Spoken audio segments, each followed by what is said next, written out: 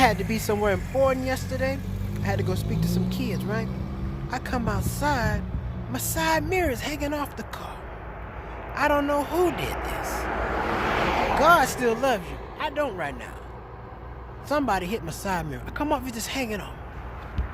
Sleep, right? You know, I said, how am I gonna fix this? I got to do something. I don't have any glue. I don't have nothing on me right now, right? Well, I gotta fix this because I gotta go. And if you keep doing it, it's gonna be a ticket. So I said, let me figure out the most cheap, not broke way I can do this. Because, you know, we gotta make it happen, right? I'm not about to spend any money. I'm not about to buy a mirror. I don't have time. So this is what I ended up doing. I had to use one of my wristbands. I had to use one of my old wristbands. See, you know, said wristband. Right there. Holding on by the band. Hey, sometimes life will give you lemons. What you do? Pull out a wristband. That's what I had to do. Cheap, not broke. And I'm going to get a new mirror. Not today. We're going to hold on with this. Yep, that's right. You see it? I had to do it. If I take this off, the mirror going to fall off right now. Right now.